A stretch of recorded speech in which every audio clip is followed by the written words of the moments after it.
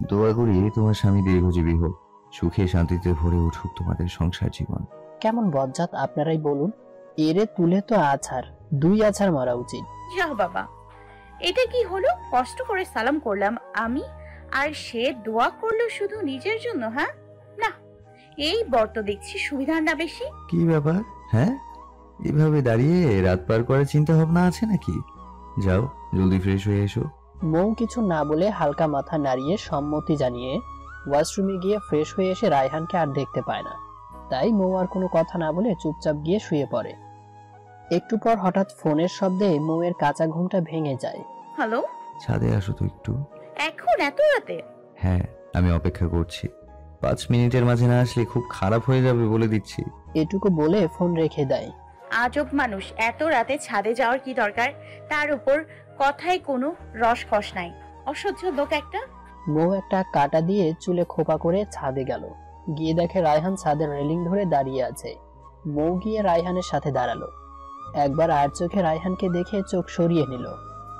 এখন দুজন এক ধ্যানে চাঁদের দিকে তাকিয়ে আছে। হঠাৎ রায়হান মৌয়ের চুলের কাঁটা খুলে দিল। এমন আচমকা করায় মৌ রায়হানের দিকে অবাক দৃষ্টিতে তাকিয়ে আছে। রায়হান মৌয়ের তাকানো বুঝতে পেরে বলে, কেউ উঠতে চাইলে তাকে বেঁধে রাখতে হয় না, বুঝলেন মহারানী? মৌ মুচকি হেসে আগের ন্যায় সামনে তাকায়। এদিকে মৌয়ের চুলগুলো বাতাসে দোল খাচ্ছে, আর রায়হান মুগ্ধ নয়নে তা দেখছে। মৌয়ের সাথে চোখাচোখি হওয়ার পর চোখ সরিয়ে নিল। সকল নীরবতা ভেঙে রায়হান বলে ওঠে, চাঁদটাকে আজ একটু বেশি সুন্দর লাগছে, তাই না? কোথায়? একে তো রোজ যেমন দেখি। রায়হান দীর্ঘ নিঃশ্বাস ফেলে হালকা হেসে বলল, সব চাঁদ এক না, আজ প্রথম চাঁদের সামনে আরেক চাঁদকে নিয়ে দাঁড়িয়ে আছি। এভাবে অনেকক্ষণ কথা বলে রুমে এসে ঘুমিয়ে পড়ে। সকালে হালকা পানির ছিটায় রায়হানের ঘুম ভাঙলো। রায়হান চোখ খুলে দেখলো মৌ দাঁড়িয়ে ভীতু চোখে তাকিয়ে আছে তার দিকে। চুল ভেজা, টপ টপ করে পানি পড়ছে। লাল টুকটুকে শাড়ি পরেছে মৌ। রায়হান কিছুক্ষণ অবাক চোখে তাকিয়ে থাকলো। খাট থেকে উঠে মৌয়ের কাছে এগিয়ে গেল, আর মৌ ভয়ে পেছাচ্ছে। রায়হান এগোতে এগোতে মৌকে দেয়ালের সাথে মিশিয়ে ফেললো। এদিকে ভয়ে বেচারির হার্টবিট বেড়ে গেছে। আসলে সরি, আমি বুঝতে পারিনি। রায়হান কিছু না বলে মৌয়ের আরো কাছে গিয়ে ওর কপালে আলতো করে নিজের ঠোঁটের স্পর্শ দিল। মৌ রায়হানের ঠোঁটের স্পর্শ পেয়ে কেঁপে উঠল আর চোখ বন্ধ করে নিল। রায়হান মৌয়ের এমন লজ্জায় লাল হয়ে যাওয়া মুখের দিকে তাকিয়ে আছে কিছুক্ষণ। মুচকি হেসে ওয়াশরুমে চলে যায় ফ্রেশ হতে। মৌ চোখ বুজে কতক্ষণ ছিল তা খেয়াল নেই, তবে রায়হানের ছোঁয়া পেতে মন যেন উতলা হয়ে যাচ্ছে। হঠাৎ দরজার শব্দে ঘোর কাটে, আর আশেপাশে রায়হানকে না দেখতে পেয়ে দীর্ঘ নিঃশ্বাস ফেলে। মাথায় ঘুমটা টেনে দরজা খুললাম, দেখি আমার একমাত্র ননদ এসছে, আমার বরের ছোট বোন। নাম অবশ্য জানি না, আমি আসলে বলেছিল একবার, কিন্তু ভুলে গেছি। শুধু এতটুকু জানি, সম্পর্কে আমার ননদ হয়। শুভ সকাল ভাবি। ভাবি চলুন আমার সাথে, নাস্তা করবেন, মা অপেক্ষা করছে। শুভ সকাল ননদিনী, কিন্তু আপনার ভাইয়া তো এখনো ফ্রেশ হচ্ছেন, উনি এলে না হয়। ভাবি, এটা কিন্তু একদম ঠিক না। আমি তোমার বয়সী আর প্লাস ছোট, তাই নো আপনি আপনি। আর হ্যাঁ, সমস্যা নেই, ভাইয়া চলে আসবে। এখন আপনি চলুন তো আমার সাথে। আমি আর না করতে পারলাম না, ও হাত ধরে আমায় নিয়ে গেল। আসসালামু আলাইকুম মা। ওয়ালাইকুম আসসালাম। রায়হান ঘুম থেকে উঠেছে? জি মা। ও আর হ্যাঁ, কোনো কিছু দরকার হলে লজ্জা না করে আমাকে বা নিশাদকে বলবে। ঠিক আছে, যাক, এই সুযোগে একমাত্র ননদিনীর নামটা জানা হয়ে গেল। আচ্ছা, এখন নাস্তা করে নাও জলদি, একটু পর অনেকে আসবে তোমাকে দেখতে। আর নিশাদ, তুইও বসে পড়। যতই হোক নতুন বউ, তাই কথা না বাড়িয়ে বসে পড়লাম। তবে যা বুঝলাম আমার শাশুড়ি মা অনেক ভালো। নাস্তা শেষে নিশাদ আবারও আমার হাত ধরে রুমে নিয়ে যাচ্ছে। আমি রুমে যাওয়ার সাথে সাথে উনি বেরিয়ে পড়লেন, একবার তাকালেনও না আমার দিকে। নিশাদ লাগেজ থেকে একটা শাড়ি বের করে সামনে ধরে বলে, ভাবি শাড়িটা কেমন? অনেক সুন্দর, তোমার বর কিনেছে তোমার জন্য। আমি কিছু বলবো এর মাঝে একটা মেয়ে রুমে প্রবেশ করে। একেও দেখেছি আমার বিয়েতে, কিন্তু নাম জানি না। ভাবি কেমন আছেন? এই তো ভালো, তুমি? আমিও ভালো। তা আমি যদি তুমি করে বলি তাহলে মাইন্ড করবে? না, মাইন্ড করবো কেন? থ্যাঙ্কস ভাবি। এই হয়েছে তোর, এবার যে কাজের জন্য এসেছিস সে কাজ কর। আর ভাবি, এই হচ্ছে সিফা, আমার কাজিন প্লাস বেস্টু। ও আচ্ছা। আচ্ছা ভাবি, আমরা তোমার ননদ হই, তাই আমাদের তোমায় কিন্তু বলাই লাগবে। না তো আমরা মানছি না। কি বলা লাগবে আমায়? ইস রে, বুঝিও বুঝে না দেখছিস শিপু। তাই তো দেখছি। আরে ভাবি, কাল রাতের বর্ণনা আর কি? আমরা এত সুন্দর করে বাসর ঘর সাজিয়ে দিয়ে গেলাম আর আমাদের বলবে না? ওদের কথা শুনে বেশ অবাক হলাম। বাবা রে বাবা, দুইটা কি পাক না! এমন দুষ্টুমি ভঙ্গি নিয়ে কথাগুলো বলবে আমি কল্পনাও করিনি। আহারে নিশু, দেখছি ভাবি কেমন লজ্জায় লাল পিলা হয়ে যাচ্ছে। এর মানে ডাল মে কুছ কালা হে। কুচকিয়া, আমার তো পুরো ডালি তো কালামনি হচ্ছে। আমি আমতা করে যাচ্ছি, কি বলবো বুঝছি না। মেয়ে দুটো আচ্ছা দুষ্টু, দেখছে লজ্জা পাচ্ছি, তারপরেও আরো বেশি করে জিজ্ঞেস করে চলেছে। আমি আর কি বলবো, তোমরা আগে বিয়ে করো, এরপর নিজেরাই জেনে যাবে। এই তোরা যা, মা তোদের নিচে ডাকছে। আচ্ছা ভাবি, আমরা একটু পরে এসে তোমায় গয়নাগুলো পরিয়ে দিচ্ছি। বাই। আচ্ছা। নিশাদ এবং শিফা রুম থেকে বেরিয়ে পড়ার সাথে সাথে তিনি দরজা লাগিয়ে দিলেন। এরপর বিছানায় আধশোয়া হয়ে বললেন, এই মেয়ে, জলদি এদিকে এসো। এই রে, ভালোই ক্ষেপে আছে মনে হচ্ছে। একটু আগ পর্যন্ত তো ভালোই ছিল। উফ, আগে জানতাম নারীর মন বোঝা নাকি কঠিন, এখন তো দেখছি বর জাতির মন বোঝা আরো বেশি কঠিন। রাতে যতটা ভালো ভেবেছি ততটা না, অসহ্য। কি আর করার, গেলাম ওনার কাছে। জি। পা টিপে দাও। কি? হ্যাঁ, বেশি কথা না বলে জলদি করো, এটাই তোমার শাস্তি। শাস্তি? আমি কি করেছি? কি করেছো সেটা আবার জিজ্ঞেস করছো? সকালে আমি তোমায় আদর করলাম, কিন্তু তুমি আমায় করলে না কেন? এইভাবে তাকিয়ে আছো কেন? হ্যাঁ, আহা, আমায় আদর না করে ম্যাডাম কি সুন্দর একা নাস্তা করতে চলে গেলেন। এই তো দেখছি আচ্ছা নির্লজ্জ মানুষ। এর জন্য বলি আমার ননদ গুলো কেন এরকম হয়েছে। কি হলো, এখনো এভাবে দাঁড়িয়ে আছো যে? আমাকে আমার ভাগের আদরটা করে দাও, নয়তো আজ সারা দিন তুমি পা টিপে দেবে। কি করব কিছু ভেবে পাচ্ছি না। লোকটা বুঝতে পারছে আমি লজ্জা পাচ্ছি, তারপরেও এভাবে বলছে। রায়হান উঠে এসে মৌয়ের পাশে দাঁড়ালো। থুতনিতে হাত দিয়ে মুখটা উপরে তুলে মৌকে এক নজর দেখে নিল। আজ মৌ লাল আর নীল রঙের মিক্স শাড়ি পরেছে, চুলগুলো খোপা করে রেখেছে, চোখে মোটা করে কাজল লাগানো, হাত ভরা লাল এবং নীল রঙের মিক্স চুড়ি, ঠোঁটে গাঢ় লাল লিপস্টিক, কপালে লাল টিপ, সব মিলিয়ে এ যেন এক হুড়পড়ি। জানো, তোমার এই লজ্জায় লাল হয়ে যাওয়া মুখটা যে আমার খুব প্রিয়। মৌয়ের কানের কাছে গিয়ে ফিসফিসিয়ে বললাম। ও মুচকি হেসে দরজা খুলে চলে যেতে নিলে ওর হাত ধরে নি। আজকে আমি আবার তোমার প্রেমে পড়ে গেলাম বলে মৌকে পেছন থেকে জড়িয়ে ধরলো। এদিকে মৌ কোনো কথা বলতে পারছে না, লজ্জা যেন গ্রাস করে ফেলেছে তাকে। রায়হান এক হাত মৌয়ের পেটে রাখে আর এক হাত দিয়ে জড়িয়ে ধরে। রায়হানের হাত মৌয়ের পেটে স্লাইড করতে থাকে। মৌ রায়হানের ছোঁয়া পেয়ে শিহরিত হয়ে ওঠে, এক প্রকার পাগল করে দেয় তাকে। রায়হান চোখ বুঝে মৌয়ের চুলে নাক ডুবিয়ে ঘ্রাণ নিতে থাকে। রায়হান মৌকে তার দিকে ফিরিয়ে নেয়, আর রায়হানের চোখ পড়ে মৌয়ের ওই লাল ঠোঁটের ওপরে। নেশাভরা চোখে তাকিয়ে থাকে। মৌ রায়হানের থেকে ছাড়িয়ে চলে যেতে চাইলে রায়হান হাত টেনে ধরে বুকের সাথে লেপ্টে রাখে। মৌ পরম সুখে রায়হানের বুকে মাথা রাখে। রায়হান আস্তে আস্তে মৌয়ের ঠোঁটের দিকে এগিয়ে যায়। মৌ চোখ খিচে বন্ধ করে আছে। রায়হান যখন কিস করতে যাবে তখন নিশাত এবং সিফা বলে ওঠে, এই রে, আমরা কিন্তু কিচ্ছু দেখিনি। নিশাত ও সিফাকে দেখে মৌ লজ্জা পেয়ে তাড়াতাড়ি রায়হানের থেকে দূরে সরে যায়। আমরা কি এবার চোখ খুলতে পারি?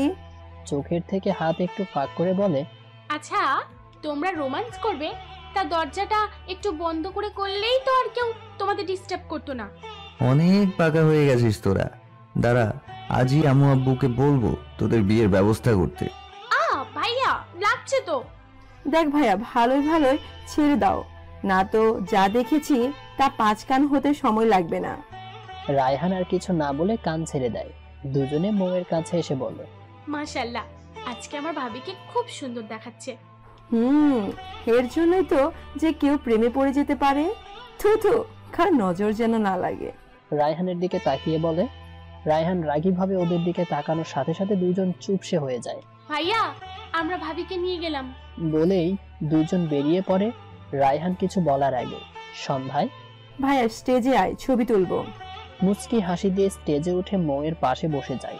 ক্যামেরাম্যানের দেয়া নির্দেশ মতে একের পর এক ছবি তুলতে থাকে ছবি তোলার মধ্যেই রায়হান মৌকে আস্তে করে বলে, কিভাবে তোমার প্রশংসা করব বলো তো? হায়, তোমার থেকে তো চোখই সরাতে পারছি না। এত সুন্দর বউ নিয়ে তো ভয়ই হয়, না জানি আবার কখনকার নজর লেগে যায়। এসব বাদ দেন আর সামনে তাকান, লোকে মন্দ বলবে। আরে আমি ভাই ভালো করে দাঁড়াতে কি লজ্জা লাগছে তোর? উফ, তোদের জ্বালা আর ভালো লাগছে না। নে এবার হয়েছে। বলে মৌকে পেছন দিয়ে জড়িয়ে ধরে রায়হান। সেই হয়েছে।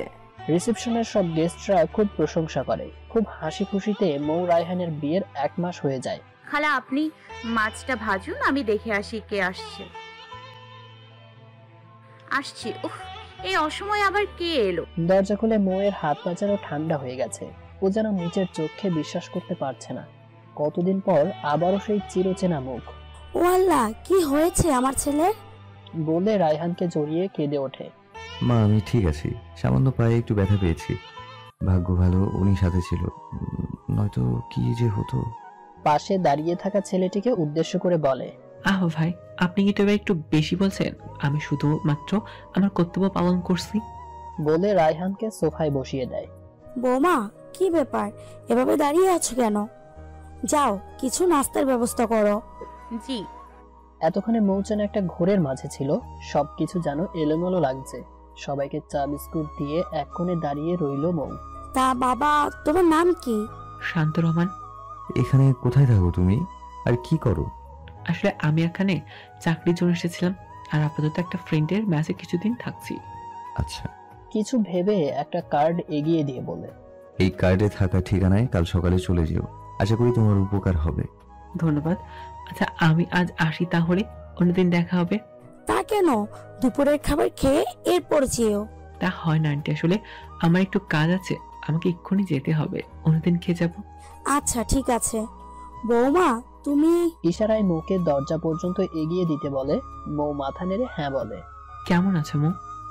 মৌয়ের কোনো প্রতি উত্তর না পেয়ে পুনরায় বলে ওঠে, এখনো রেগে আছো?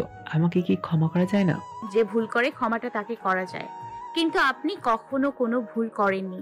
যা ভুল আমি করেছি, সো আই এম সরি। আর কখনো দয়া করে এখানে আসবেন না।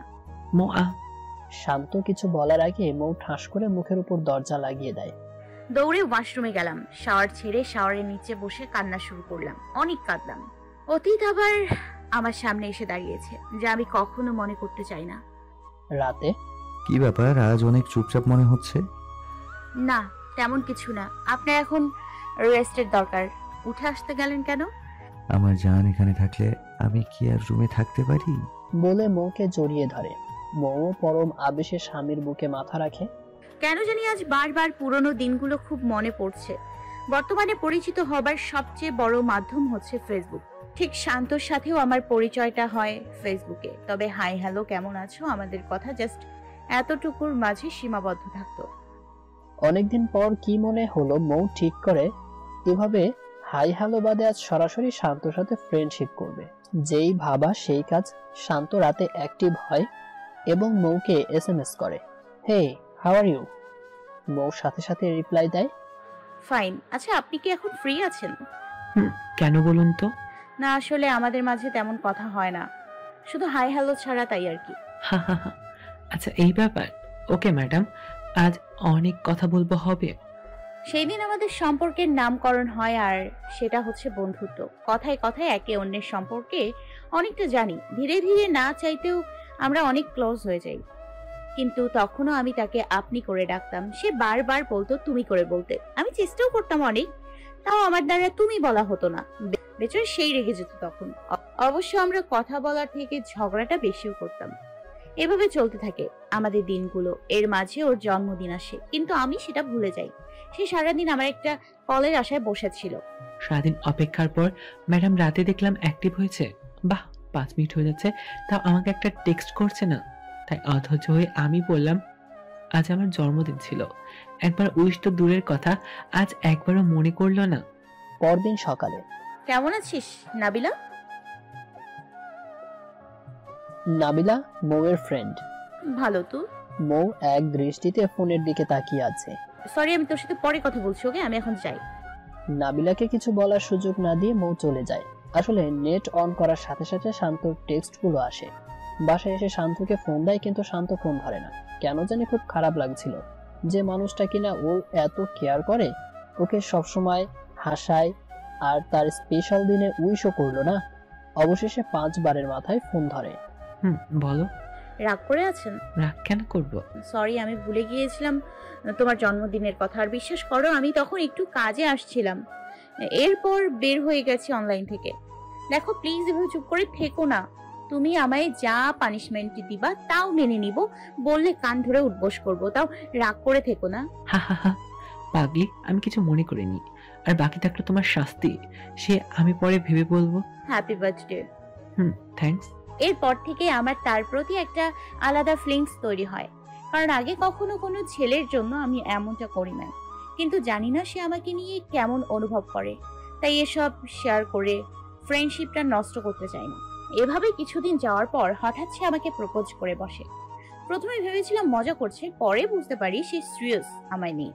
তাকে অনেক বোঝাই, কিন্তু তার একই কথা, আমার পড়াশোনা শেষ হতে আরো 1 বছর লাগবে, এরপর জব করব, সাথে তোমাকে বিয়ে করব।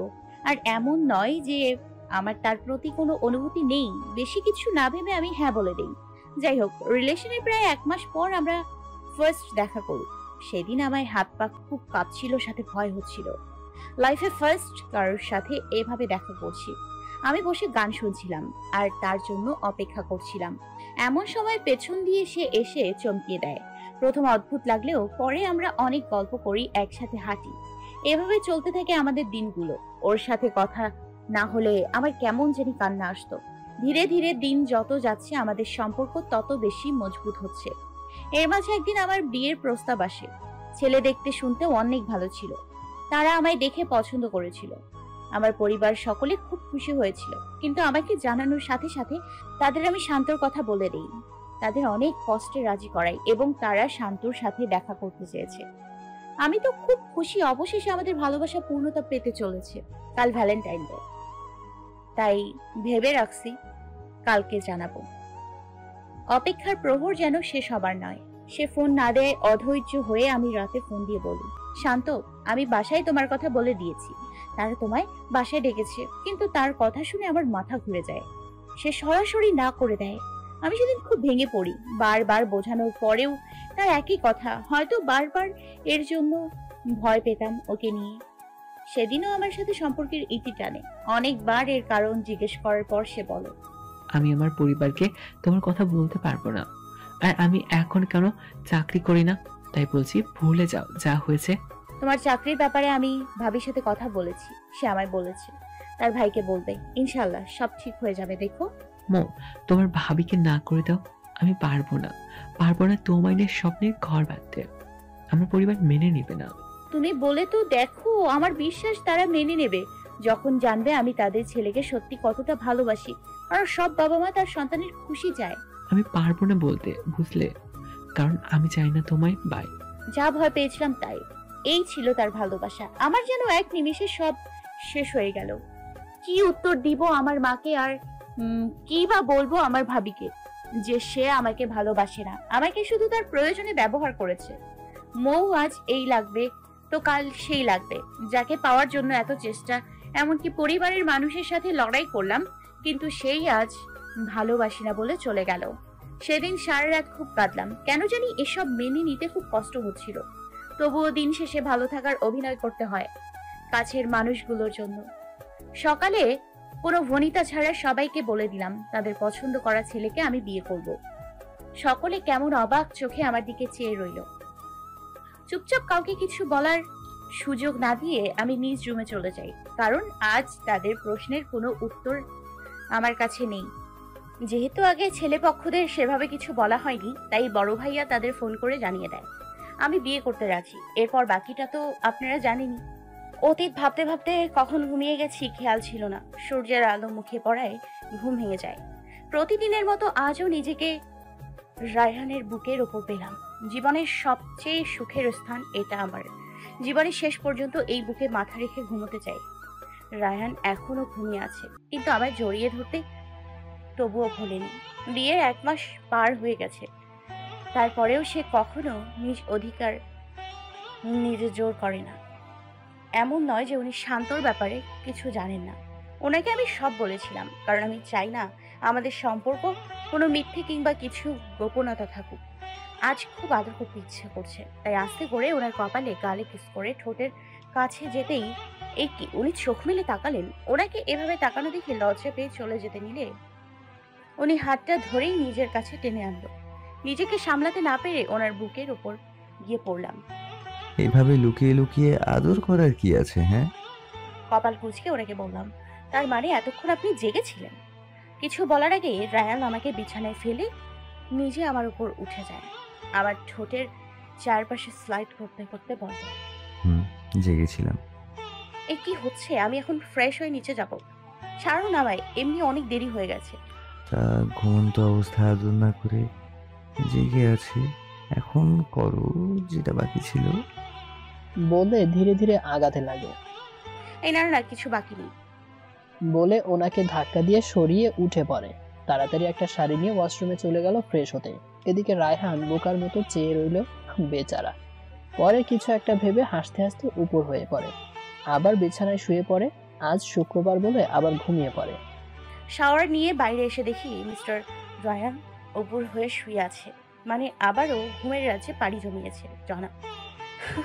পাগল একটা, বুঝি না শুক্রবার বলে এত ঘুমের কি আছে। আয়নার সামনে গিয়ে নিজের চুলটা তোয়ালে দিয়ে ঝরছি, যাতে চুলগুলো তাড়াতাড়ি শুকিয়ে যায়, নয়তো পরে আবার মাথা ব্যথা করে। আজ এমনি কত দেরি, আল্লাহ সবাই কি ভাবছে কে জানে। অযথা বিড়বিড় করছিল, আর তখনই চুলের কিছু পানি রায়হানের গায়ে পড়ে। বেচারার ঘুম ভেঙে যায়। রেগে কিছু বলতে যাবে, কিন্তু মৌয়ের দিকে তাকিয়ে চোখ আটকিয়ে যায়। রাগও নিমিষে শেষ। এদিক দিয়ে মৌ তো চুল ঝাড়ছে, কিন্তু ওর খবর নাই দুটো চোখ কখন থেকে ওকে দেখছে। যাই হোক, বিপদ তো আর বলে কয়ে আসে না। পিছে ঘুরে দেখি উনি আবার দিকে কেমন নেশা ভরা চোখে তাকিয়ে আছে। আবার বুঝতে বাকি রইল না যে ওনার মতলব ভালো না। সকালের মতো না, আবার না, তার আগে ভালো আমি কেটে পড়ি। ভাগ মৌ ভাগ। বড় বড় ধাপ ফেলে তোয়ালেটা নিয়ে বারান্দায় গিয়ে মেলে দিয়ে ঘরে প্রবেশ করতে গেলেই রায়হানের সাথে ধাক্কা খায়। আহ, আপনি আপনি এভাবে ওনার এমন তাকানো দেখে বাকিটা বলার সাহসে কুলালো না। একটা ঢোক গিলে বললাম, আপনি এখানে কি করেন? হ্যাঁ, ওয়াশরুম ওদিকে, জলদি যান, ফ্রেশ হয়ে আসেন। আজ না আপনার গলফ ম্যাচ আছে, তৈরি হয়ে নিন, আমি নিচে গেলাম। এই কথা বলে সাইড দিয়ে চলে যেতে চাইলাম, কিন্তু উনি আমার কোমরটা ধরে এক টান দিয়ে তার বুকের সাথে চেপে ধরলেন। এতে ভেজা চুলগুলো আমার মুখের সামনে এসে পড়েছে। এর জন্য বলে বিপদ যখন আসে তার রেশ কিছু আগে থেকেই বোঝা যায়, অসহ্য লোক। এদিকে উনি এক এক করে সব চুল কানের পেছনে সরিয়ে দিলেন। প্রতিটা স্পর্শে যেন হৃদয়ের স্পন্দনটা বেড়ে যাচ্ছে। কেন জানি আজ ওনার চোখে চোখ রাখতে পারছি না। এই চোখের নেশা ভরা চাহনি আমাকে মনে হয় পাগল করে দেবে। তোমাকে না ভেজা চুলে অসাধারণ লাগছে। মৌয়ের গালে রায়হান নিজের গাল ঘষছে আর বলছে, মনে হয় তোমার মাঝে ঢুকে যাই আমি। এমন হলে নিজেকে সামলানো আমার জন্য সত্য কষ্টকর হবে। রায়হানের গরম নিঃশ্বাসগুলো মৌয়ের মুখে পড়ছে। বেচারি মৌ আজ যেন কথা বলার সকল শক্তি হারিয়ে ফেলেছে। এভাবে রায়হান কখনো তার কাছে আসেনি। এজন্য এক অদ্ভুত অনুভূতি যা মৌকে পাগল করে দিচ্ছে। মৌ, এই কথা বলছো না কেন? কথা আটকে আটকে যাচ্ছিল আমার, শুধু এতটুকুই বলতে যেন কত কষ্ট হচ্ছিল। তার ওপর এদিকে উনি আমার ঘাড়ে নিজের নাক ঘষছে। আমি তোমার মাঝে ডুবতে চাই, দিবে আমাকে একটু ডুবতে? আমার অতৃপ্ত মন তোমার ভালোবাসার জন্য ব্যাকুল হয়ে পড়েছে। কি করব আমি? কিভাবে সামলাবো আর নিজেকে? আমি তোমাকে সম্পূর্ণভাবে নিজের করে নিতে চাই। কিভাবে উত্তর দিব, কথা যে আটকে আসছে। আমি এবার মাতাল হয়ে যাচ্ছিলাম তার কর্মকাণ্ডে, তাই হুট করে তাকে জড়িয়ে ধরলাম। একটু পর উনি আমার দুগালে সে দু হাতে জাপটে ধরেছিল। হালকা কাঁপছিলাম। আমার কপালে গভীর চুমু খেলেন। হয়তো উনি তার উত্তর পেয়ে গেছেন। মৌ কিছু বলে ওঠার আগেই রায়হান মৌয়ের ঠোঁটকে নিজের ঠোঁটের মধ্যে নিয়ে নিল, আর মৌ রায়হানের টি শার্ট খামচি দিয়ে ধরে ফেলে।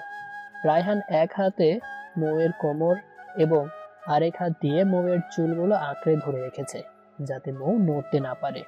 এভাবে কতক্ষণ ছিল দুজনেরই কোনো খবর ছিল না। আপনাদের এত এক্সাইটমেন্টের কিছু নেই। ওদের রোম্যান্সের মেইন ভিলেন মানে আমাদের নিশাত আর সিফাকে এত জলদি ভুলে গেলে হবে? এদিকে নিশাত অনেকক্ষণ থেকে ডাকছে কিন্তু কারো সাড়া নেই। আর তা থাকবে বা কিভাবে, ওনারা তো অন্য কাজে ব্যস্ত। নিশাত আর না পেরে নক করা শুরু করে। উফ, এরা কি ঘুম দিছে আল্লাহ! এত শব্দের পরেও কোনো খবর নেই। এই ভাইয়া, ভাবি, তোমরা কি আদৌ বেঁচে আছো? হঠাৎ দরজার নক শুনে মৌ রায়হানকে ধাক্কা দেয়, কিন্তু রায়হান এক পাও নড়ল না, তো আরো শক্ত করে মৌকে চেপে ধরে ঠোঁট থেকে গালে, গাল থেকে গলায় কিস করতে লাগলো। রায়হান যেন আজ নিজের মধ্যে নেই। মৌ রায়হানকে ছাড়াবার বৃথা চেষ্টা করছে কিন্তু পারছে না বেচারি। আর এদিক দিয়ে দরজার বাইরে নিশাত দরজা নক করছে আর ভাইয়া ভাবি বলে চিল্লাচ্ছে। রায়হান প্লিজ ছাড়ুন, হাত জোর করছি প্লিজ। নিশু দরজা নক করছে, ও চিল্লানিতে বাড়ির সবাই এসে পড়বে, প্লিজ বোঝার চেষ্টা করেন। মৌয়ের কথায় ঘোর কাটে রায়হানের। রাগে বেচারার চোখ মুখ লাল হয়ে গিয়েছে।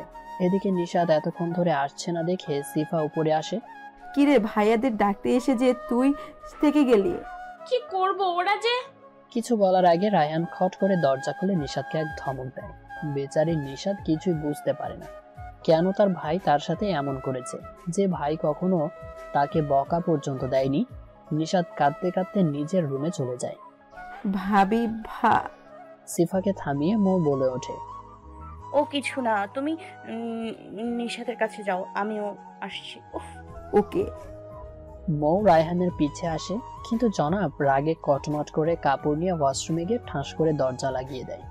এই লোকটিকে নিয়ে না সত্যি পারা যায় না, অযথা ওরে বকে, এখন আমায় রাগ দেখাচ্ছে। দেখলি তুই কেমনে বকা দিল? কি এমন করেছি রে আমি? মা না বললে তো জীবনে ওরে ডাকতে যেতাম না। দূর বাদ দে তো নিশু, মন খারাপ করিস না। এমনিতে ভাইয়া আমাদের ভালোবাসে, শুধু তো... কচু একটুও ভালোবাসে না। কে বলেছে তোমাকে এসব কথা, পাগলি মেয়ে? তখন তোমার ভাইয়া হয়তো খুব সুন্দর স্বপ্ন দেখছিল তো, আর তোমার কারণে ওর স্বপ্ন ভেঙে গেছে, তাই রাগে তোমার সাথে এমন বিহেভ করেছে। ভাবি, আমিও নিশুকে সেটাই বলতে গিয়েছিলাম যে ভাইয়া তার সুন্দর একটা স্বপ্নকে বাস্তবায়ন করছিল, আর আমরা সেই সময় ভিলেন হয়ে সব শেষ করে দিছি। ঠিক বলিনি ভাবি? বলে সিফা চোখ মেরে মৌয়ের ঠোঁটের কোণে লেপটে থাকা লিপস্টিক মুছে দেয়। বেচারি মৌ কল্পনাও করেনি যে এভাবে ধরা পড়ে যাবে। না মানে আসলে... থাক ভাবি, আর কিছু বলতে হবে না, আমরা সবই বুঝতে পেরেছি। কি বল নিশু? তার বলতে তা ভাবি, আমি বলি কি, তুমি বরং এখন থেকে লিপস্টিক দেওয়াটা ছেড়েই দাও, নাহলে তোমাদের যা অবস্থা দেখছি তাতে কিছুদিনের মধ্যেই আমার ভাইয়ের পেট খারাপ করবে। বলেই খুব জোরে জোরে হাসতে থাকলাম আমি আর সিফা। এদিকে আমি তো লজ্জায় এক প্রকার মারা যাবো এমন অবস্থা। এই মেয়েগুলোর মুখে কিছু আটকায় না। নিশাতের রুমে আর এক মুহূর্ত দাঁড়ালাম না, দৌড়ে বেরিয়ে আসলাম, নয়তো এদের দিয়ে বিশ্বাস নেই কখন কি বলে। আরে ভাবি, কি হলো, চলে যাচ্ছ কেন? ভাইয়া তার স্বপ্ন কতটুকু বাস্তবায়ন করতে পারছে বললে না যে? যা চলে গেল। উফ, আমাদের তো হাসতে হাসতে পেট ব্যথা হয়ে গেল। আচ্ছা ফাজিল মেয়ে দুটো, উফ, সব হয়েছে ওনার জন্য। ড্রয়িং রুমে এসে দেখি আমার শ্বশুর শাশুড়ি সবাইকে কি যেন বলছেন, তাই মাথায় কাপড় দিয়ে এগিয়ে গেলাম। রাতে সিফার হবু শাশুড়ি ফোন দিয়েছিল, আজ নাকি তারা আসবে বিয়ের 3 তারিখ ফাইনাল করতে। আজ কখন আসবে বলেছে? বিকালে আসবে বলেছে। তাই তো তোকে বলছি, আজ অফিসে যাওয়া লাগবে না, তুই বাসার বড় ছেলে, তোর থাকাটা জরুরি। আচ্ছা ঠিক আছে ছোট মা, আমি আজ বাসায় থাকবো। ওই যে এতক্ষণে মহারানীদের সময় হলো আসার। কেন ছোট মা, কোনো দরকার ছিল? হ্যাঁ, কিছুক্ষণ পর সিফার শ্বশুরবাড়ির লোক চলে আসবে, তুই ওকে রেডি হতে সাহায্য করিস। সিফা লজ্জায় চুপচাপ খেতে বসে যায়। বৌমা, তুমি ওদের সাথে নাস্তা করে নিও জলদি, আজ অনেক কাজ। জি মা। বিকেলবেলা সিফার হবু শ্বশুর বাড়ির লোকজন এসে হাজির। মৌ সকলের জন্য নাস্তা রেডি করছে। নীল রঙের শাড়ির সাথে হালকা সাজ, এতেই যেন অনেক সুন্দর লাগছে সিফাকে। নিশাত সিফাকে তৈরি করে ড্রয়িং রুমে নিয়ে আসে।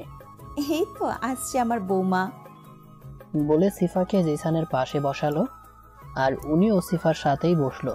জিসান হচ্ছে সিফার উডবি। ওর পরীক্ষা না থাকলে আরও কত আগেই আমাদের বাড়ি বউ করে নিয়ে যেতাম। সে যাই হোক বিয়াই, আমরা কিন্তু আর দেরি করতে চাই না। সামনে শুক্রবারই বিয়ের দিন ফাইনাল করি, কি বলেন? আপনারা যা ভালো মনে করেন, আমাদের এতে আপত্তি নাই। কি বড় ভাই রায়ান, তোমরা কি বলো? আমাদের আপত্তি নেই। আজ হোক বা কাল হোক, বিয়ে তো দিতেই হবে। বাবার সাথে আমিও একমত। আলহামদুলিল্লাহ, কিন্তু আমার একটা প্রস্তাব আছে আজহার ভাইয়ের কাছে। জি আপা, বলেন। আসলে বিয়াই, আমি আর জিসানের বাবা মিলে ভেবেছি আপনাদের প্রস্তাবটা দেব। আসলে কথাটা সাফিনকে নিয়ে। ও হ্যাঁ, সাফিন আসেনি কেন? আর শুনলাম চাকরি করছে নাকি? জি বিয়াই, পড়াশোনা শেষ করে সবে চাকরিতে জয়েন করেছে, বেতনও বেশ ভালোই পাচ্ছে। তাই ওর বিয়ে নিয়ে ভাবছিলাম। কি গো, তুমি কিছু বলো। আহা, এত আমতা করার কি আছে? সোজা কথা, আমরা নিশাত মামনিকে আমাদের ঘরের লক্ষ্মী করে নিয়ে যেতে চাই। তোর এখন কি মত সেটা বল। জি বেয়াই, আমরা আত্মীয়তার সম্পর্কটাকে আরেকটু জোরালো করতে চাচ্ছি। নিশাতকে আমি সাফিনের বউ করতে চাই, যদি আপনারা কোনো আপত্তি না করেন। আজহার চৌধুরী এভাবে হঠাৎ প্রস্তাব দেওয়ায় খুব চিন্তায় পড়ে যায়। সাফিন নিঃসন্দেহে ভালো ছেলে, কিন্তু এক বাসায় দুই মেয়েকে বিয়ে দেওয়া নিয়ে তার ভাবনা। বাবাকে এভাবে চুপ থাকতে দেখে রায়হান বলে, আঙ্কেল, আসলে নিশাতের বিয়ে নিয়ে আমরা কেউ বাসায় ভাবিনি। ও কেবল অনার্সে ভর্তি হয়েছে। সিফার মতো ওর বিয়ে আমরা অনার্স শেষে দিতে চাই। নিশাদ এসব শুনে যেন আকাশ থেকে পড়ল। খুব বিরক্ত লাগছিল তার, কেননা সে এখন বিয়ের জন্য মোটেও প্রস্তুত না। কোথায় বোনের বিয়েতে মজা করবে ভেবে এত শত পরিকল্পনা করলো, কিন্তু এরা সব শেষ করে দেওয়ার উঠে পড়ে লেগেছে। তাই চুপচাপ ড্রয়িং রুম থেকে নিজের রুমে দরজা বন্ধ করে বসে রইল। বাবা এবং আঙ্কেল দুই বন্ধু, সেই জন্য জিশান ভাই সিফাকে পছন্দ করে। এটা জানার পর তারা খুশি মনে এই বিয়েতে রাজি হয়ে যায়। কিন্তু এখন আমি মরছি আমার জ্বালাই। আল্লাহ, আমি এই উগান্ডার তেলা পোকারে তো জীবনেও বিয়ে করুম না। প্লিজ তুমি কিছু করো। হ্যাঁ শরীফ, রায়হান ঠিক বলেছে, আমারও এটাই ইচ্ছা আছে। আরে তোর কি মনে হয় আমি ঘরে বসিয়ে রাখবো? এ চিনছিস তুই আমায়?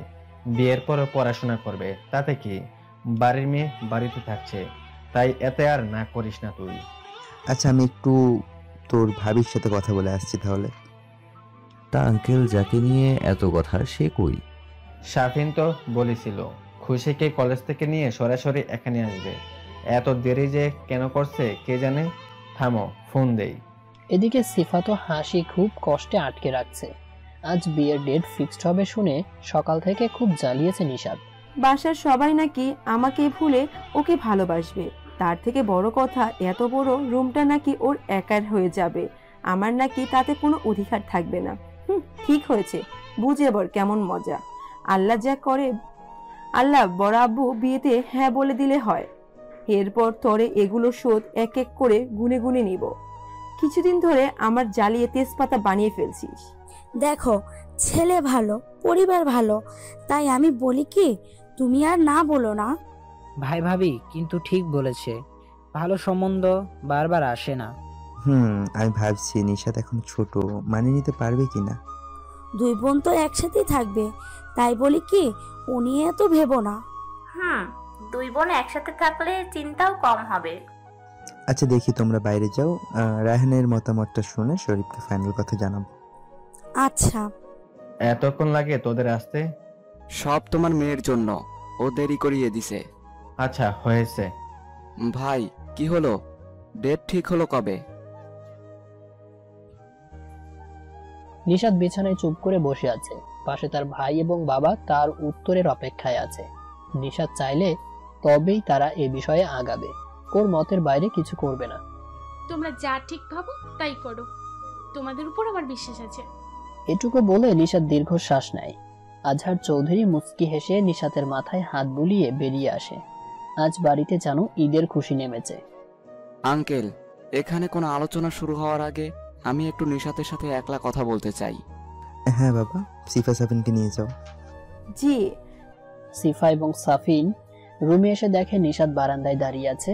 রুমে কারো আসার শব্দে নিশাত পেছন ফেরে এবং পুনরায় আগের ন্যায় বাইরে তাকায়। যাও কথা বলো গিয়ে তোমার হবু বউয়ের সাথে। কিন্তু সময় মাত্র 5 মিনিট। সাফিন মুচকি হেসে নিশাদের পাশে গিয়ে দাঁড়ায়। আজকের দিনটা অনেক সুন্দর, তাই না? বিপরীতে কোনো উত্তর আসে না। নিশাতের সাথে আগে অনেক ঝগড়া তর্ক হলেও আজ কেমন যেন কথা জড়িয়ে আসছে। তোমার বয়স তো 19, তাই না? তোমার এত তাড়াতাড়ি বিয়ে করা ঠিক না। বিয়ে করেন না আপনি, তাহলেই তো হয়। আমিও বেঁচে যাই। সাফিন মুচকি হাসে। অবশেষে নিশাত কথা বলেছে। বিয়ে তো আমি তোমাকেই করব। বাবা মা কখনো আমার কাছে কিছু চায়নি, সব সময় দিয়ে গেছেন, সারা জীবন পরিশ্রম করে গেছেন। এই প্রথমবার তারা আমার কাছে কিছু চেয়েছে, তাও আবার তোমায় আমাদের বাড়ির বউ হিসেবে দেখতে চেয়েছে, তাই আর না করিনি। আর সম্পর্ক চাপে পড়ে হয় না, যে কোনো সম্পর্কের জন্য বিশ্বাসটা অতি জরুরি। যদি ভবিষ্যতে নিজেদের মাঝে অটুট বিশ্বাস রাখতে পারি, তাহলে কোনো ক্ষমতাই নাই আমাদের পবিত্র ভালোবাসার সম্পর্ক ভাঙার। তাই আশা করি তুমি চাপে পড়ে কোনো সিদ্ধান্ত নিচ্ছ না। নিশাত হাঁ হয়ে সাফিনের কথা শুনছে। হঠাৎ সিফার ডাকে হুঁশ আসে আর সাথে সাথে সাফিনের থেকে নিজেকে ছাড়িয়ে নেয়। কি দেবরজি, হলো আপনার? জি, চলেন বাইরে যাই। ড্রয়িং রুমে দুই বন্ধুর কথা কাটাকাটি চলে। দেখ আজু, আমি তো একদিনে আমার বাসায় 2 লক্ষ্মী তুলতে চাই। দিয়ে আমার বাড়ি একদম ফাঁকা করে দেয় না। আহ বাবা, কি হচ্ছে কি এত জলদি? তুমি চুপ করো, বড়দের মাঝে কথা বলতে নেই। সবার মতামত নিয়ে দুই বিয়ে একদিনে করানোর সিদ্ধান্ত নেয়। দেখতে দেখতে চলে এসেছে বিয়ের দিন। 2 দিন আগে থেকেই মানুষের আনাগোনা শুরু হয়েছে। মৌ যেহেতু বাড়ির একমাত্র বউ, তাই একা হাতে তাকে সবটা সামলাতে হচ্ছে। নিঃশ্বাস নেওয়ার মতো সময় যেন পাচ্ছে না সে। মেহমান ভর্তি বাসায় কাজের যেন শেষ নেই। রাতের খাবার শেষে সবাই যে যার মতো ঘুমিয়ে পড়েছে। সারাদিন বিয়ে বিয়ে করে সবাই ক্লান্ত হয়ে গেছে। সব গুছিয়ে নিজ কক্ষে যাচ্ছিল, কিন্তু একটা কণ্ঠ তাকে যেতে বাধা দেয়। তবুও সে না থেমে সামনে এগোতে নিলে, মৌ দাঁড়াও প্লিজ, বলে শান্ত মৌয়ের সামনে গিয়ে দাঁড়ায়। প্লিজ যেও না, কিছু কথা বলবো শুধু। মৌয়ের শরীর থরথর করে কাঁপছে। আর যাই হোক, এটা তার শ্বশুর বাড়ি, এভাবে কেউ দেখলে কেলেঙ্কারি হয়ে যাবে। তোমার সাথে কথা বলার কোনো ইচ্ছা নেই আমার।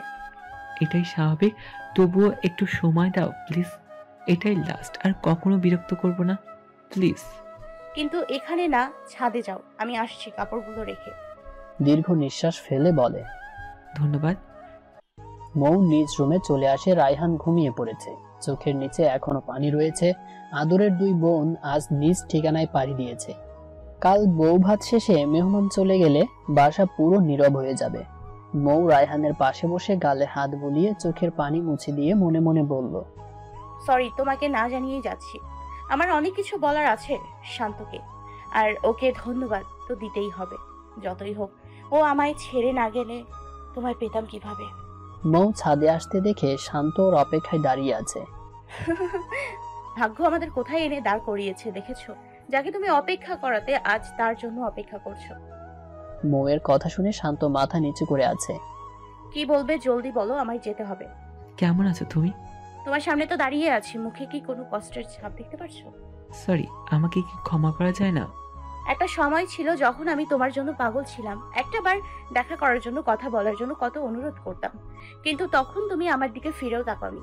কেন করেছিলে আমার সাথে এমন? কেন ঠকিয়েছিলে আমায়? কি দোষ ছিল আমার, বলতে পারো? তোমার কোনো প্রশ্নের উত্তর নেই আমার কাছে। আমি জানি আমি তোমার প্রতি অন্যায় করছি, সত্যি সেটা বুঝতে দেরি করে ফেলেছি, যার জন্য আজ তুমি অন্য কাউকে ঠকিয়ে যে কেউ সুখী হতে পারে না, সেটা আমি ভুলে গিয়েছিলাম, যার শাস্তি আমাকে পেতে হচ্ছে। প্রতি উত্তর মৌ একটা লম্বা শ্বাস নেয়। বলার যে তার কিছুই নেই। আমাকে ক্ষমা করে দাও প্লিজ। আরেকটাবার কি আমায় ক্ষমা করে সব আগের মতো করা যায় না? একটা সুযোগ আমাকে দাও। আমি জানি তুমিও আমায় এখনো ভালো। শাট আপ শান্ত, আমাকে টাচ করো তুমি কোন সাহসে? তুমি ভুলে যেও না আমি বিবাহিত। আগের মৌ আর এখনের মৌয়ের মাঝে আকাশ পাতাল ব্যবধান। যেদিন তুমি আমায় ছেড়ে গেছিলে, সেদিন হয়তো আবেগের বশে সুইসাইড করে নিতাম, যদি না সুইসাইড করা মহাপাপ না হতো। পরিস্থিতির উপর দোষ চাপিয়ে খুব সুন্দর করে আমায় ঠকিয়েছো। তোমার পরিবার নাকি আমায় মেনে নেবে না। এক সময় ভাবতাম হয়তো আমি তোমার যোগ্য নই, কিন্তু সত্যটা হলো তুমি আমার যোগ্য নাও, আর আমার ভালোবাসা তো একদমই না। আমাদের শেষ দেখার দিন মনে পড়ে? পার্কে বসে তোমায় আমি কত রিকোয়েস্ট করেছি, শুধু পা ধরা বাদ ছিল, কিন্তু তুমি মাঝ পথে ছেড়ে গেছিলা। এসব ঝামেলার পর বিয়ে করার মতো কোনো মানসিকতা আমার ছিল না, শুধুমাত্র সবার মুখের দিকে তাকিয়ে রাজি হতো। আর ঠিক সেই মাঝপথ থেকে রায়ান আমার হাত ধরে আলোর দিশা দেখিয়েছে। মানুষটা আমাকে পাগলের মতো ভালোবাসে, তার ভালোবাসায় বিন্দু মাত্র অভিনয়ের ছোঁয়া নেই, কিন্তু তোমার ভালোবাসা ছিল সবটাই নাটক। সেজন্য প্রতিক্ষণে আমার মনে সন্দেহ হতো। পরে জানলাম তুমি আমার আগেও নাকি বেশ কয়েকজনের সাথে টাইম পাস করেছো, আমিও ছিলাম তাদের মাঝে একজন, তাই না? কিন্তু আমার ভালোবাসা ছিল তুমি। সেই জন্য আমার সাথে, যাই হোক, আল্লাহ যা করে ভালোর জন্যই করে, তাই এসব আর মনে করাতে চাই না। আমি এখানে এসেছি শুধু তোমায় ধন্যবাদ দিতে। তুমি আমায় ছেড়ে গিয়েছো বলেই আমি সত্যিকারের ভালোবাসার দেখা পেয়েছি, আমার রায়ানকে পেয়েছি, যে কিনা আমাকে অফুরন্ত ভালোবাসে। আল্লাহর কাছে এর জন্য হাজার শুকরিয়া। শান্ত আজ যেন বাকশক্তি হারিয়ে ফেলেছে, চোখ বেয়ে শুধু পানি পড়ছে। ভালো থেকো শান্ত, দোয়া করি তুমি জীবনে সাফল্য অর্জন করো, আর পারলে কখনো কাউকে ঠকিও না। আসি। মৌ একবারের জন্য পিছু ফেরেনি, চুপচাপ হেঁটে চলে যায়। দূর থেকে রায়হান সব শুনতে পায়, মনে মনে খুশি হয়। এই ভেবে মৌয়ের কোনো পিছুটান নেই, শান্তকেও ভালোবাসে না। আসলে রায়হানের হঠাৎ ঘুম ভেঙে যায় এবং পাশে মৌকে না দেখে বাইরে এসে না পেয়ে ছাদে গিয়ে শান্ত মৌয়ের হাত ধরে থাকতে দেখে রাগে গা জ্বলে ওঠে। এগিয়ে কিছু বলতে যাবে, তখন মৌয়ের কথাগুলো শুনে দাঁড়িয়ে দেখতে থাকে। মৌ যাওয়ার সাথে সাথে শান্ত চোখের পানি মুছতে মুছতে বেরিয়ে পড়ে। সবই আজ তার কর্মফল। সত্যিকারের ভালোবাসা ছেড়ে মরিচিকার পেছনে এতদিন সে ঘুরেছিল, তার প্রতিদানে আজ সে অন্য কারো বুকে মাথা রেখে ঘুমায়। মৌ রুমে এসে দেখে রায়হান বিছানায় নেই। ওয়াশরুমে গিয়ে ভালো মতো চোখে মুখে পানি দিয়ে বাইরে বেরিয়ে দেখে রায়হান বেডে বসে আছে। কি হলো, এভাবে বসে আছো যে, ঘুমাবে না? কোথায় ছিলে এতক্ষণ? ঘুম থেকে উঠে তোমায় দেখলাম না যে। আসলে আমি ছাদে গিয়েছিলাম শান্তর সাথে দেখা করতে, তুমি ঘুমিয়েছিলে তাই। এই কি সেই শান্ত? হ্যাঁ, আমি আসলে। মৌকে থামিয়ে রায়হান বলে ওঠে, আমি কোনো কারণ জানতে চাই না মৌ, আমার। এর মাঝে ফোন বেজে ওঠে। হ্যালো। ও হ্যাঁ বল। আচ্ছা তুই থাক, আমি এখন আসছি। এটুকু বলে ফোন রেখে দেয়। তুমি বিশ্বাস করো, আমি তুমি ঘুমিয়ে পড়ো, আমার একটু কাজ আছে, ওখানে যাওয়া লাগবে। বলে চুপচাপ বেরিয়ে গেল। এদিকে মৌ এতবার পিছু ডাকা সত্ত্বেও শুনল না, শুধু ডাকার পর আসতে দেরি হতে পারে বলে চলে গেল। অবশেষে তুমি আমায় ভুল বুঝলে। কোনো উপায় না দেখে মৌ ফোন করতে শুরু করে, কিন্তু বারবার ফোন কেটে দিচ্ছে। বুঝি না, একটা বার ফোন ধরলে কি এমন মহাভারত অশুদ্ধ হয়ে যাবে? কেটে দিতে পারছে, কিন্তু ফোন ধরে 1 মিনিট কথা বলা যাচ্ছে না। নিজে নিজে কথা বলছে আর রায়হানকে ফোনের পর ফোন দিয়ে যাচ্ছে। এই কি হয়েছে, এতবার ফোন দিচ্ছ কেন? আপনি ধরছেন না তাই। আমি এখন ব্যস্ত আছি, ঘুমিয়ে যাও, পরে কথা হবে, রাখিবে। রাত 1:30। কাঁদতে কাঁদতে মৌয়ের অবস্থা খারাপ। এখনো রায়হান বাসায় আসেনি, টেনশনে যেন মাথায় কাজ করছে না। একটা সময় কাঁদতে কাঁদতে ঘুমিয়ে পড়ে। রাত 2টায় রায়হান বাসায় আসে। রুমে এসে দেখে মৌ নিচে বসে বিছানায় মাথা দিয়ে ঘুমিয়ে আছে। রায়হান এসে মৌয়ের পাশে বসে। আজ খুব কষ্ট দিয়েছি তোমায় না? আর একটু জান, কাল তোমার সব কষ্ট মুছে দেব। মুচকি হেসে মৌকে কোলে করে বিছানায় শুইয়ে নিজেও পাশে ঘেঁষে শুয়ে পড়ে।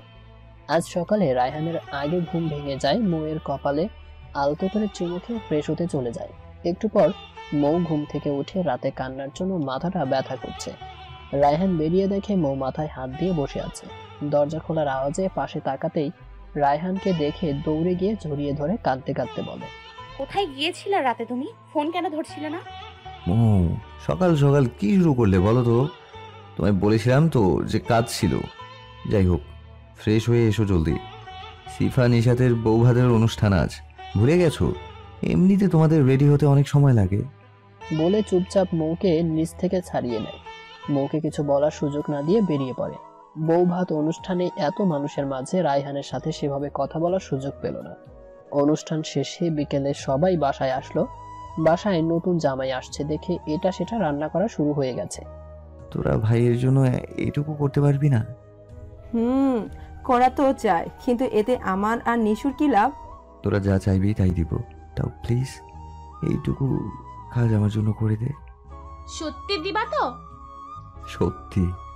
আচ্ছা, তো আমার আর নিশুর জন্য 2 বক্স চকলেট আইসক্রিম। আর আমার জন্য জলদি একটা ভাতিজি বা ভাতিজা। যদি দিতে পারো তাহলে তোমার কাজটা করব, না তো না। তোরা খুব পেকে গেছিস। বলে দুজনের কান টেনে ধরে।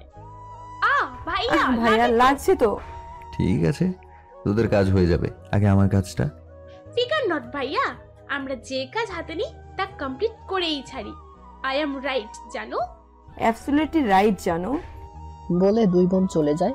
বোনেদের দেখে মুচকি হেসে বেরিয়ে পড়ে। এদিকে নিশাত সিফা এসে মাদের রাজি করিয়ে মৌকে নিয়ে সন্ধ্যায় বেরিয়ে যায়। শপিং করে রেস্টুরেন্টে আসে ডিনার করবে বলে। মৌ প্রথমে রাজি না হলেও ওদের জোরাজোরিতে চলে আসে। কি হলো ভাবি, খাচ্ছ না কেন? খাচ্ছি তো। এত সময় লাগে আসতে তোর? আরে ওই দিকটাই ভিড় ছিল। থামেন, আমি রাখছি। বলেই ইচ্ছে করে একটা ড্রিঙ্কস মৌয়ের গায়ে ফেলে দেয়। ও সরি ভাবি, বুঝতে পারিনি। আরে না, ঠিক আছে বলে ঝাড়তে থাকে। কোনো কাজ যদি তোর দ্বারা হয়। আচ্ছা, আমাদের এখানে কোনো রুম ফাঁকা আছে? আচ্ছা ভাবি, চলো একটা রুমে কিছুক্ষণের জন্য দিচ্ছি, তুমি এই শাড়িটা পরে নিও গিয়ে। আর ভাবি ফ্রেশ হয়ে তাহলে তুমি এখানে এসো, আমরা আর যাচ্ছি না তাহলে। আচ্ছা আমি আসছি। আমাদের কাজ শেষ, বাকিটা ভাইয়া বুঝে নেবে। বলে দুই বোন হাসতে থাকে। রুমে লাইট নেই? না থাক, আমায় শুধু বলেন ওয়াশরুমটা কোথায়। ওকে, আপনি যান তাহলে। মৌ ওয়াশরুম থেকে বেরিয়ে অবাক চোখে তাকিয়ে আছে। রুমটা সত্যি অনেক সুন্দর করে সাজানো রয়েছে। চারপাশে ছোট ছোট মোমবাতি জ্বালানো, কোনো লাইট জ্বালানো নাই। মোমের আলোতে পুরো রুম ভরে উঠেছে। অনেকগুলো লাভওয়ালা বেলুন মেঝেতে গড়াগড়ি করছে। সাথে রুমটা যেন একটা গোলাপ বাগান। এত গোলাপ, খাটে তো সব গোলাপের পাপড়ি। এমনকি নিচে একটা ফুলের রাস্তা দিয়ে বারান্দার দিকে গেছে। তখন ঘর অন্ধকার থাকায় দেখতে পারেনি। প্রথমে চলে যেতে গিয়েও কি মনে হলো বারান্দায় গেল। নিশ্চয়ই ঘরটার মতো করে বারান্দাটাকেও সাজানো হয়েছে, কিন্তু বারান্দায় অলরেডি একজন উপস্থিত আছে। তাকে দেখে মৌ বলে ওঠে, সরি, আপনি এখানে? আমার বউ যেখানে আমি তো সেখানে থাকবোই, তাই না? বলে মুচকি হেসে দুই হাত বাড়িয়ে দেয়। মৌ দৌড়ে রায়হানের বুকে ঝাঁপিয়ে পড়ে, শক্ত করে জড়িয়ে কেঁদে ওঠে। রায়হান জড়িয়ে ধরে বলে, কি হলো, কাঁদছো কেন? আপনি আর সারাদিন আমার সাথে ভালো মতো কথা বলেননি, তার ওপর গতকাল আমার কথা না শুনে ভুল বুঝে চলে গিয়েছিলেন। আমি তোমায় কি করে ভুল বুঝি বলো তো? আমি তো জানি আমার পাগলিটা আমার কতটা ভালোবাসে। আমার বিশ্বাস আছে তোমার প্রতি, আর তোমায় সারপ্রাইজ দিব বলেই তো তখন যেতে হয়েছিল। তাহলে সকাল থেকে এতটা সময় কেন কষ্ট দিয়েছেন? তোমার একার কষ্ট হয়েছে নাকি? আমিও তো কষ্ট পেয়েছি। তোমায় ছাড়া যে থাকতে পারবো না, অনেক ভালোবাসি তোমায়, বিশ্বাস করো। আমিও তোমাকে ছাড়া থাকতে পারবো না, দয়া করে কখনো এমন করো না প্লিজ। খুব ভালোবেসে ফেলেছি তোমায়, কখন কিভাবে তা জানি না, শুধু এইটুকু জানি তোমাকে ছাড়া আমি বাঁচতে পারবো না। বলে আবারও জড়িয়ে ধরে। রায়হানের যেন আজ খুশির সীমা নেই। কিছুক্ষণ দুজন এভাবে চুপ করে একে অপরকে জড়িয়ে ধরে রইল। নীরবতা ভেঙে রায়হান বলল, আর কত কাঁদবে, শার্ট তো পুরো ভিজে গেল। ও, এখন শার্টের চিন্তা হচ্ছে না, থাকবো না আমি। আরে আমি কি তা বলেছি নাকি? তোমার কান্না যে আমি সহ্য করতে পারি না। হ্যাঁ জানি তো, এর জন্য তো কাঁদা নামায়। আচ্ছা বাবা, সরি। এই দেখো কান ধরেছি। হয়েছে, আর ঢং করতে হবে না। ঠিক আছে, এখন আসো ডিনার করে নিই, খুব ক্ষুধা লেগেছে আমার। মৌ পাশে খেয়াল করে দেখে টেবিলে খাবার সাজানো আছে। রায়হান চেয়ার টেনে ইশারায় বসতে বলে। একটা প্লেট যে আপনি কিভাবে খাবেন? কিভাবে আবার? আমার বউয়ের থেকে? কি হলো তোমার, এভাবে তাকিয়ে আছো কেন? জলদি খাইয়ে দাও। মৌ বাধ্য মেয়ের মতো খাইয়ে দিতে থাকে, সাথে নিজেও খেয়ে নেয়। খাবার শেষে রায়হান প্লেটগুলো সাইডে রাখে, ওয়াশরুমে ফ্রেশ হতে যায়। বারান্দার রেলিং ধরে রাতের আকাশটা দেখছে মৌ, আর অবাধ্য চুলগুলো হালকা বাতাসে দোল খাচ্ছে। হঠাৎই কোমরে কারোর হাতের স্পর্শ পেয়ে শিউরে উঠলেও বাধা দিল না, কারণ সে জানে এই হাতের মালিককে, তার ভালোবাসার মানুষ। তাই চোখ বন্ধ করে রায়হানের স্পর্শ অনুভব করতে থাকে। রায়হান মৌয়ের কোমর জড়িয়ে ধরে কাঁধে নিজের থুতনি রেখে আকাশের দিকে তাকিয়ে বলল, এই এত কি ভাবছো? ধন্যবাদ। ধন্যবাদ কেন? এত সুন্দর মুহূর্ত উপহার দেওয়ার জন্য। মৌকে আরো গভীরভাবে নিজের সাথে জড়িয়ে দাঁড়িয়ে রইল। অনেকক্ষণ এভাবে গল্প করার পর রায়হান ঘড়ির টাইম দেখে অলরেডি 11:52 বেজে গেছে। মৌয়ের হাত ধরে চোখে চোখ রেখে বলে, ভালোবাসা এমন একটা জিনিস যার শুরু থাকলেও শেষ নেই। যখন তখন যে কোনো পরিস্থিতিতে হঠাৎ করেই ভালোবাসা হয়ে যায়, ঠিক যেমন তোমায় প্রথম দেখার পর আমার হয়েছিল। আমি শুধু চাই তোমার বুকে নিজের জন্য একটু জায়গা নিতে আর অনেকটা ভালোবাসা দিতে। পবিত্র ভালোবাসার মাধ্যমে তোমার পৃথিবীর সমস্ত সুখ এনে দিতে চাই। দেবে কি আমায় সেই সুযোগ? মৌ এখানে আসার পর বারবার খালি অবাকই হচ্ছে। খুশিতে মৌয়ের চোখের কোণে পানির ভিড় জমিয়েছে। রায়হান ইশারায় উত্তর জানাতে চাইলেও মৌ মাথা নেড়ে হ্যাঁ বলে জড়িয়ে ধরে। রায়হানের মুখে ফুটে ওঠে বিশ্বজয়ের হাসি। রায়হান মৌয়ের চোখে হাত দিয়ে সামনের দিকে এগিয়ে নিয়ে যাচ্ছে। এই আমাকে কোথায় নিয়ে যাচ্ছেন? চুপ, একদম কোনো কথা বলবে না। মৌ রায়হানের ধমকে চুপ হয়ে যায়। ঘরে এসে মৌয়ের চোখ থেকে হাত ছড়ায়। মৌ সামনে তাকিয়ে অবাকের এভারেস্ট জয় করে নেয়, কারণ সে সামনে তাকিয়ে দেখে টি টেবিলের মাঝখানে চকলেট কেক রাখা। কেকের উপর হ্যাপি বার্থডে বউ লেখা আছে। মৌ এত সব ঘটনায় ভুলেই গেছে যে আজ তার জন্মদিন। কি হলো, কেকটা কাটো। রায়হানের কথায় মৌয়ের ধ্যান ভাঙে। মুচকি হেসে মৌ মোমবাতিগুলো ফু দিয়ে নিভিয়ে দেয়, আর সাথে সাথে রায়হান বলে ওঠে, happy birthday to you, happy birthday to you, happy birthday dear mom, happy birthday to you. Mou Raihan দুজন মিলে কেক কাটে এবং দুজন দুজনকে খাইয়ে দেয়। রায়হান মৌয়ের গলা থেকে চুলগুলো আলতো করে সরিয়ে দিতেই মৌ যেন কেঁপে ওঠে। রায়হান মৌয়ের গলায় একটা চেন পরিয়ে ঘাড়ে আলতো করে চুমু দেয়। প্রতিটি স্পর্শে মৌয়ের হার্টবিট ক্রমশই বেড়ে চলেছে। রায়হান মৌয়ের কানে একটা কিস করে ফিসফিসিয়ে বলে, আজকে আমি যা চাইবো তা দেবে তো? মৌ যেন কথা বলার শক্তি হারিয়ে ফেলেছে। চোখ বুঝে শুধু মুহূর্তগুলো উপভোগ করছে। কি হলো, কিছু বলছো না যে? আমার একটা বাবু চাই, ঠিক তোমার মতো, যে সারা বাড়ি নাচানাচি করবে, আমাকে আব্বু বলবে, তোমাকে আম্মু বলবে। বাবা হওয়ার অনুভূতিটা ফিল করতে চাই। ছোট ছোট হাত ধরে খেলতে চাই, ছোট ছোট পাগুলোকে হাঁটতে শেখাতে চাই। পূরণ করবে আমার সেই চাওয়া? মৌ লজ্জায় কিছু না বলে রায়হানের গলা জড়িয়ে ধরে আছে দেখে রায়হান মুচকি হাসে, কারণ রায়হান তার উত্তর পেয়ে গেছে। মৌকে কোলে তুলে নিয়ে বিছানায় শুইয়ে দেয়। ভালোবাসার প্রকাশ ঘটতে থাকে ওদের মধ্যে। 1 বছর পর এইমাত্র মৌকে ওটির মধ্যে নেওয়া হয়েছে। পরিবারের সকলে খবর পেয়ে চলে এসেছে। মৌয়ের কান্নার শব্দে যেন রায়হানকে আরো দিশেহারা করে দিচ্ছে। ওটিতে নেওয়ার প্রায় ঘন্টা হতে চলল। রায়হানের সময় যেন যুগের মতো কাটছে। হঠাৎই ওটির মধ্যে থেকে বাচ্চার কান্নার আওয়াজ ভেসে এলো রায়হানের কানে। বাচ্চার কান্নার আওয়াজ শুনে সকলে আলহামদুলিল্লাহ বলে ওঠে। রায়হান দৌড়ে ওটির সামনে গেল। একটু পর হাসি মুখে ডাক্তার বেরিয়ে এসে জানালো তাদের মেয়ে হয়েছে এবং মা মেয়ে দুজনেই সুস্থ আছে।